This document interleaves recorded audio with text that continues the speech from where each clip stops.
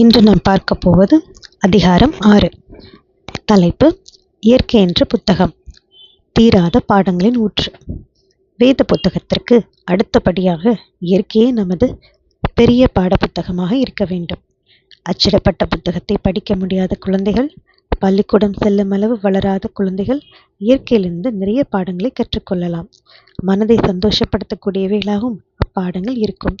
தீமையோடு தொடர்பு கொள்ளாத அந்த பிஞ்சு மனம் இயற்கையில் தேவ பிரசன்னத்தை எளிதில் கண்டு கொள்ளும். உலகத்தின் குரலால் கவரப்படாத செவிகள் தேவ குரலை கேட்கும். இயற்கையின் உச்சரிப்புகளால் பிள்ளைகள் தேவனை பற்றி அறிந்து கொள்வார்கள். வளர்ந்த பிள்ளைகளுக்கும் இயற்கையின் பாடங்கள் நித்தியத்திற்குரியவைகளையும் ஆவிக்குரியவைகளையும் தொடர்ந்து நினைவுபடுத்திக் கொண்டே இருக்கும். தேவ அறிவுரைகளுடன் மனதை மகிழ்ச்சியூட்டும். ஏதேனின் புத்தகமாக இருந்தது. தேவனுடைய காரியங்களை விவரிக்கத்தக்கதாக இயற்கை வடிவமைக்கப்பட்டுள்ளது. ஏதேன் தோட்டமானது ஆதாமுக்கும் ஏவாளுக்கும் தேவனை பற்றி சொல்லிக் கொடுத்தது. இயற்கையானது அவர்களுக்கு தேவ அறிவுரைகள் நிறைந்த ஒரு பிறப்பிடமாக இருந்தது. ஞானத்தின் குரலை அதன் வழியாக ஆதாமும் ஏவாளும் கேட்டார்கள். அவர்கள் கண்கள் கண்ட ஞானத்தை மனம் ஏற்றுக்கொண்டது. இயற்கையிலும் தேவனோடு தொடர்பு கொண்டார்கள். தேவ சிருஷ்டிப்பான இயற்கையும் தேவனை தொழுது கொள்வதற்கு ஏதுவாக அமைந்தது. இயற்கையின் புத்தகம் உயிருள்ள பாடங்களுடன் அவர்களுக்கு முன்பாக பரவியிருந்தது. தீராத சந்தோஷத்தின் ஊற்றாகவும் தெய்வ அறிவுரைகளின் உறைவிடமாகவும் இப்பாடங்கள் இருந்தன. காட்டின் ஒவ்வொரு இலையிலும், மலையின் ஒவ்வொரு கல்லிலும், வானத்தின் ஒவ்வொரு நட்சத்திரத்திலும் தேவநாமம் தரிக்கப்பட்டிருந்தது. இலையுடனும் மலர்களுடனும் மரத்துடனும் உயிரிருந்த எல்லா சிருஷ்டிகளோடும், லிவியாதான் முதல் சூரிய ஒளியில் பறக்கும் சிறு தூசு வரை அனைத்தோடும் ஏதேனில் வாழ்ந்தவர்கள் பேசினார்கள். ஒவ்வொன்றிலிருந்தும் அதன் ஜீவனின் ரகசியத்தை அறிந்து கொண்டார்கள். பரலோகத்திலிருந்த தெய்வ மகிமை, கணக்கில்லா மற்ற உலகங்களின் சுழற்சிகள், மேகங்கள் தொங்கும்படி வைக்கப்படும் நிறை, ஒளி ஆகியவற்றின் ரகசியங்கள் போன்றவை பூமியின் முதல் பள்ளியின் பாடங்களாக மாணவருக்கு இருந்தன. யோபு 37:16. விலகைக்கு பின் இருக்கும் பாடங்கள். பூமியானது சாபத்தால் சீரழிந்து போயிருந்தது. இயற்கை இன்னும் மனிதனுக்கு பாட புத்தகமாகவே இருக்கிறது. அது இப்பொழுது நன்மையை மட்டுமல்ல தீமையும் சுட்டிக்காட்டுகிறது. தீமையானது எல்லா இடங்களிலும் பரவி பூமியையும் கடலையும் காற்றையும் தன்னுடைய கரைப்படுத்தும் தொடுதலால் பாழாக்கியிருக்கிறது. நன்மையின் அறிவாகிய தேவனுடைய குணாதிசயம் மாத்திரமே எழுதப்பட்டிருந்த இடத்தில் தீமையின் அறிவாகிய சாத்தானின் குணாதிசயம் எழுதப்பட்டிருக்கிறது. நன்மை தீமையின் அறிவை இப்பொழுது வெளிப்படுத்தியிருக்கிற இயற்கையிலிருந்து மனிதன் பாவத்தின் விளைவுகளை குறித்த எச்சரிக்கையை தொடர்ந்து பெற்றுக்கொள்ள வேண்டும். தேவ பாடங்களை இயற்கை விளக்குகிறது. வேதத்திலிருந்து பல பாடங்களை இயற்கையின் வழியாக கற்கிறோம். வேத எழுத்தாளர்கள் இயற்கையை பயன்படுத்தி பல பாடங்களை விளக்கியுள்ளனர். இயற்கையின் காரியங்களை நாம் கவனிக்கும் பொழுது தேவ ஆவியானவரின் வழிநடத்துதலால் தேவ வார்த்தையின் பாடங்களை ஆழமாக புரிந்து கொள்ளலாம். வேத வார்த்தையின் பொக்கிஷங்களை திறக்கக்கூடிய திறவுகோலை தேவன் இயற்கையில் வைத்திருக்கிறார். பார்க்கப்பட முடியாதவைகள் பார்க்கக்கூடிய இயற்கையினால் விவரிக்கப்படுகின்றன. தெய்வீக ஞானம், நித்தியத்திற்கான சத்தியங்கள், அளவில்லா கிருபை ஆகியவை தேவனால் படைக்கப்பட்ட இயற்கையில் வெளிக்காட்டப்படுகிறது. வேதத்தின் பாடங்களை விளக்கும் இயற்கையின் பொருட்களை தேட பிள்ளைகள் ஊக்குவிக்கப்பட வேண்டும். வேதத்திலும் இயற்கையிலும் எப்படி பாடங்கள் சொல்லப்படுகின்றன என்பதையும் பிள்ளைகள் ஆராய வேண்டும். வேதத்திலும் இயற்கையிலும் கிறிஸ்துவை வெளிப்படுத்தும் ஒவ்வொரு பொருளையும் அவர்கள் தேட வேண்டும். இயேசு எவைகளை சுட்டிக்காட்டி சத்தியத்தை தெளிவுபடுத்தினார் என்பது கண்டறியப்படட்டும். இதை செய்தால் மரத்திலும் கொடியிலும் மல்லியிலும் ரோஜாவிலும் சூரியனிலும் நட்சத்திரத்திலும் இயேசுவை காணலாம். பறவையின் பாடல்களிலும் மரங்களுக்கிடையே எழுப்பப்படும் ஓசைகளிலும் சுழலும் இடியிலும் கடலின் இசையிலும் தேவனின் குரலை கேட்க பிள்ளைகள் கற்றுக்கொள்ளலாம். இயற்கையின் ஒவ்வொரு பொருளும் கிறிஸ்துவின் பாடங்களை நினைவிற்கு கொண்டு வரும். இப்படியாக கிறிஸ்துவை அறிந்து கொள்பவர்களுக்கு உலகம் ஒரு தனிமையான பரிதவிப்பு நிறைந்த இடமாக இருக்காது. உலகம் அவர்களது பிதாவின் வீடாக இருக்கும். ஒரு காலத்தில் மனிதனாகவே வாழ்ந்தவருடைய பிரசன்னத்தினால் நிறைந்ததாக இருக்கும். இயற்கையின் ரகசியங்களை வேதம் விளக்குகிறது. பிள்ளையானவன் இயற்கையோடு தொடர்பு கொள்ளும் பொழுது புரிந்து கொள்ள முடியாதவைகளையும் பார்க்கலாம். தீங்கு செய்யும் வல்லமையும் அதன் கிரியைகளையும் குறித்து அறிந்து கொள்வார்கள். இதன் நிமித்தமாகவே இயற்கைக்கும் அதன் காரியங்களை விளக்குவதற்கும் ஒரு நபர் தேவை. இயற்கையிலும் தீமையின் பல வெளிப்பாடுகளை காண்கின்றோம். சத்ரு அதை செய்தான் என்ற சோகமான பாடத்தையே எல்லோரும் தெரிந்து கொள்ள வேண்டியிருக்கிறது. மத்தேயு 13:28. கல்வாரி சிலுவையிலிருந்து வரும் வெளிச்சத்தை கொண்டே நம்மால் இயற்கையை சரியாக புரிந்து கொள்ள முடியும். பெத்லஹேமில் துவங்கி கல்வாரியில் முடிந்த கதையின் வழியாக தீமை எப்படி வெல்லப்பட வேண்டும் என்று காட்டப்படட்டும். சிலுவையின் வழியாகவே நமக்கு எல்லா ஆசீர்வாதங்களும் கிடைத்திருக்கிறது என்பதும், மீட்பின் பரிசாகம் இவைகள் இருக்கின்றன என்பதும் காணப்பட வேண்டும். முள்ளும் கலையும் முட்புதரும் தீட்டுப்படுத்தும் தீமையின் அடையாளமாக இருக்கிறது. ஆயினும் பாடும் பறவையும் பூக்கும் மலரும் இயற்கையின் பல ஆயிரம் பொருட்களும் காடுகளில் வளரும் கார்வாலி மரம் முதல் அதன் வேர்களருகே வளரும் ஊதா மலர் வரையிலும் சீர்படுத்தும் தேவ அன்பின் அடையாளமாக அமைகின்றன. தேவனின் நல் ஈவுகளை இயற்கை இன்றும் விவரிக்கத்தான் செய்கிறது. வகுப்பறையில் பாடங்கள். ஏதெனில் வசித்தவர்கள் இயற்கையின் புத்தகத்தையே படித்தார்கள். மோசேயும் தேவனின் கையெழுத்தை அரபு தேச சமவெளிகளிலும் மலைகளிலும் படித்தார். இயேசுவும் கூட நாசரேத்தின் மலைப்பகுதியில் கற்றார். இதை போலவே இன்றும் பிள்ளைகள் தேவனை பற்றி கற்றுக்கொள்ளலாம். பார்க்கப்பட முடியாதவைகள் பார்க்க முடிந்தவைகளால் சித்தரிக்கப்படுகிறது. இயற்கையின் மேல் ஒரு பற்றை வளர்த்துக் கொள்ளுங்கள்.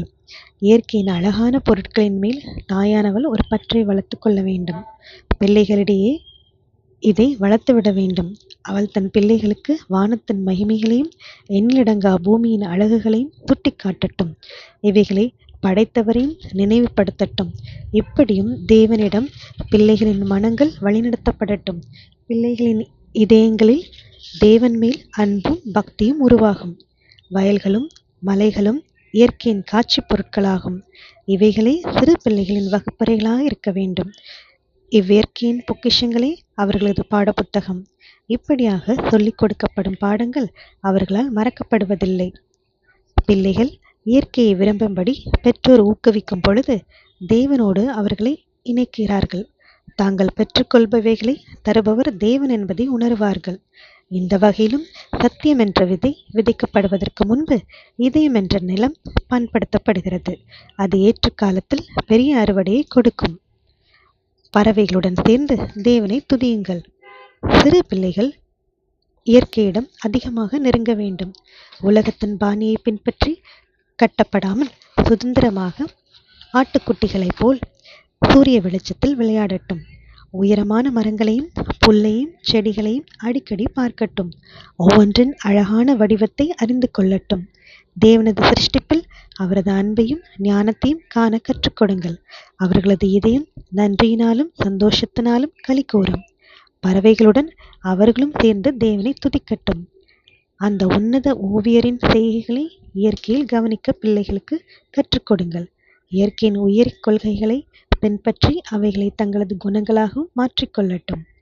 தேவனுடைய அன்பு அவர்களது இதயத்தை ஆட்கொள்ளும் பொழுது பரிசுத்தின் அழகை வாழ்க்கையில் வெளிப்படுத்துவார்கள். மற்றவர்களுக்கு ஆசீர்வாதமாக அமைந்து தேவனுக்கு தனி மதிப்பை கொடுப்பார்கள். இயற்கையின் வழியாக இயற்கையின் தேவனை சுட்டிக்காட்டுங்கள். தீமையை எதிர்த்து போராட ஊக்குவிக்கும்படியான பாடங்கள் நம் பிள்ளைகளுக்கு கொடுக்கப்பட வேண்டும். முதலில் இயற்கையின் மேல் அவர்களது கவனங்களை திருப்பி பின்பு அவ்வியற்கையின் தேவனை சுட்டிக்காட்டுங்கள். அப்பொழுது அவர்கள் சிருஷ்டிகரை அறிந்து கொள்வார்கள். என் பிள்ளைகள் தேவனுக்கு வேலை செய்து அவரை மகிமைப்படுத்த நான் எப்படி கற்றுக் கொடுக்க முடியும்? இதை மிகச்சிறப்பாக எப்படி செய்வது? இக்கேள்விகளை பெற்றோர்களது சிந்தையை எப்பொழுதும் ஆட்கொண்டிருக்க வேண்டும். பரலோகம் மனித குலத்தின் மேம்பாட்டையே உற்று நோக்கி கொண்டிருக்கிறது. அப்படி இருக்க நாம் நமது பிள்ளைகளை குறித்து எவ்வளவு அக்கறையுடன் இருக்க வேண்டும்? நம்மால் முடிந்த எல்லாவற்றையும் செய்ய கவனமாக இருக்க வேண்டாமா? இயற்கையின் படிப்பு மனத்தை பலப்படுத்துகிறது. தேவனின் மகிமை அவரது சிருஷ்டிப்பில் வெளிக்காட்டப்படுகிறது. இயற்கையின் ரகசியங்கள் ஆராயப்படும் பொழுது அறிவு வெளிப்படுத்தப்படுகிறது. கதை புத்தகங்களை படித்து பாதிக்கப்பட்ட சிந்தைகளுக்கு இயற்கை ஒரு சிறந்த புத்தகமாக இருக்கும். தேவ சிருஷ்டிகளில் சத்தியங்களை படித்துக் கொள்ளலாம். இலையிலும் புல்வெளியிலும் செடியிலும் பூவிலும் மலையிலும் சமுத்திரத்திலும் பல பாடங்கள் உள்ளன. சூரிய ஒளியின் மகத்துவங்கள், நிலா வெளிச்சத்தின் மகிமைகள், சீராக செயல்படும் சீதோஷ்ண மாற்றங்கள், கொடை வெப்பம், பனியின் குளிர் எல்லாவற்றிலும் ஆழமான சிந்தனைக்குரிய பாடங்கள் அமைந்துள்ளன. தரம் தாழ்ந்த ஒழுக்கமற்ற சுகபோகங்களில் அநேகர் தங்கள் சிந்தைகளை செலுத்துகிறார்கள். இதை செய்யாமல் உண்மையானவைகளின் மீதும் வாழ்க்கை குறைகளின் மீதும் மனம் திருப்பப்பட்டால் தேவ பக்தியும் தேவ மதிப்பும் இதயத்தில் நிரம்பும். இயற்கையின் தேவனும் ஆராதிக்கப்படுவர். இயற்கையில் வெளிப்படுத்தப்படும் தேவனின் குணம் படிக்கப்படட்டும். ஒழுக்கத்தை கெடுத்து மனதை கரைப்படுத்தி தாழ்த்தும் பொழுது போக்குகளிலிருந்தும் இந்த படிப்பு நம் மனதை திசை திருப்பும் தேவ வழிகளையும் கிரியைகளையும் அறிந்து கொள்ளும் படிப்பாகும். அதை இவ்வுலகில் நாம் ஆரம்பிக்க மட்டுமே முடியும். நித்தியத்திற்கும் அது தொடரும் படிப்பாக இருக்கும். மனிதன் தனது அறிவாற்றலின் எல்லா கூறுகளையும் பயன்படுத்தி படிக்கத்தக்கதாக பாடங்களை தேவன் வைத்திருக்கிறார். மேலுள்ள வானத்தை பற்றி படித்தாலும் கீழுள்ள பூமியை பற்றி படித்தாலும் அதிலிருந்து தேவனின் குணத்தை நாம் படிக்கலாம். இப்படிப்பு நன்றியினாலும் துதியினாலும் நம் இதயத்தை நிரப்பும். இயேசுவின் பாடப்புத்தகங்கள். இயேசு அவரது கல்வியை பரலோகத்தால் நியமிக்கப்பட்டவைகளிலிருந்து பெற்றார். பயனுள்ள வேலை, வேத படிப்பு, இயற்கை, வாழ்க்கையின் அனுபவங்கள் இவைகளே தேவன் நியமித்த பாடப்புத்தகங்களாக அவருக்கு இருந்தன. கண்களால் பார்த்து இருதயத்தால் புரிந்து கொண்டு கரங்களால் செயல்பட விரும்புவோருக்கு இப்பாட புத்தகங்கள் அறிவு உரைகளால் நிறைந்திருக்கின்றன. இயேசுவுக்கு வேத அறிவு அதிகமாக இருந்தது. தனது இளம் பிராயத்தில் எந்த அளவிற்கு அவர் வேதத்தை படித்திருப்பார் என்பதை இது காட்டுகிறது. இதனுடன் ஒரு பெரிய நூலகமும் இயற்கையும் அவருக்கு முன்பாக படர்ந்திருந்தது. எல்லாவற்றையும் சிருஷ்டித்தவரே பூமியிலும் ஆகாயத்திலும் கடலிலும் அவரது கரங்கள் எழுதியதை அவரே படித்து கொண்டார். உலகின் துன்மார்க்க வழிகளிலிருந்து பிரிந்திருந்தார். இயற்கையிலிருந்து அறிவியலையும் கற்றுக்கொண்டார். செடிகள், விலங்குகள் மற்றும் மனிதனின் வாழ்க்கையை படித்தார். தனது வாழ்க்கையின் ஆரம்ப காலத்திலிருந்தே ஒரே நோக்கத்தோடு இருந்தார். மற்றவர்களை ஆசீர்வதிக்கவே வாழ்ந்தார். இயற்கை அவருக்கு பெரிதும் உதவியது. செடிகளையும் விலங்குகளையும் அவர் படித்த பொழுது புதிய யோசனைகளும் வழிகளும் அவர் சிந்தைக்குள் வந்தன. தன்னை சுற்றியிருப்பவைகள் எதனால் அவைகளின் தன்மைகளை பெற்றிருந்தன என்பதை அறிய முயற்சி செய்தார். இயற்கையும் தேவ வார்த்தையும் திறக்கப்பட்ட புத்தகங்களாக அவருக்கு முன்பாக இருந்தன. பரலோகத்தின் பிரஜைகள் அவருக்கு உதவினார்கள். நல்ல சிந்தனைகளையும் தொடர்புகளையும் ஏற்படுத்தி கொண்டார்.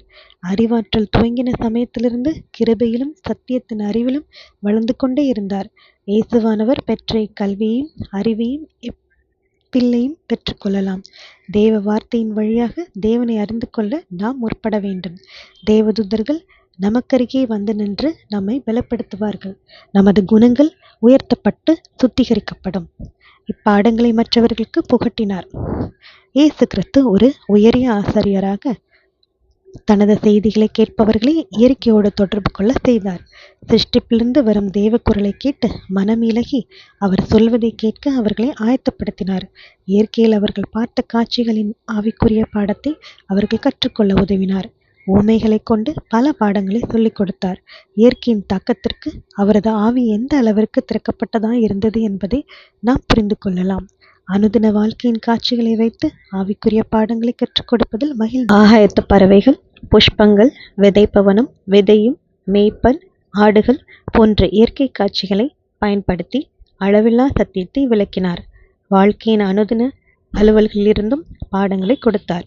அப்பம், மறைக்கப்பட்ட புதையல், முத்து, மீன் வலை, தொலைந்த நாணயம், கெட்ட குமாரன், மண்ணின் மேலும் கல்லின் மேலும் கட்டப்பட்ட வீடுகள் ஆகியவைகளை கொண்டு சத்தியங்களை விளக்கினார். அவரது பாடங்கள் எல்லா சிந்தைகளின் ஆர்வங்களையும் தூண்டும் விதத்தில் இருந்தன. சுற்றியிருந்த ஒவ்வொரு இதயத்திற்கும் ஒரு செய்தி இருந்தது. இதனால் மனிதர்களின் அனுதின வேலைகளும் ஒரு உயரிய நிலைக்கு கொண்டு செல்லப்பட்டன. அவ்வேலைகள் ஆவிக்குரிய சத்தியங்களை நினைவுபடுத்துபவைகளாக மாறின. இதை போலவே நாமும் கற்றுக் கொடுக்க வேண்டும். இயற்கையில் தேவனுடைய அன்பும் ஞானமும் வெளிப்படுவதை பிள்ளைகள் பார்க்க கற்றுக்கொள்ள வேண்டும். மரத்துடனும் பறவையுடனும் மலருடனும் தேவனை பற்றிய சிந்தையே இணைந்திருக்கட்டும். காணப்படுவைகள் எல்லாம் பார்க்கப்பட முடியாதவைகளை குறித்து செய்திகளை தரட்டும். வாழ்க்கையின் சம்பவங்கள் தெய்வீக பாடங்களை அறிய வழிவகுக்கட்டும். இயற்கையிலிருந்தும் அனுபவங்களிலிருந்தும் ஒரு முக்கிய பாடத்தை கற்றுக்கொள்கிறோம். எல்லா காரியங்களும் சட்டத்திட்டங்களுக்கு உட்பட்டிருப்பதை போன்றே நமது வாழ்க்கைக்கும் சட்டத்திட்டங்களால் கட்டுப்படுத்தப்பட வேண்டும் என்பது புரியும். அவைகள் நமது நன்மைக்காக கொடுக்கப்பட்டதென்றும் அவைகளுக்கு கீழ்ப்படிவதில் உண்மையான சந்தோஷமும் வெற்றியும் இருக்கிறது என்பதும் தெளிவாகும். ஆமேன்.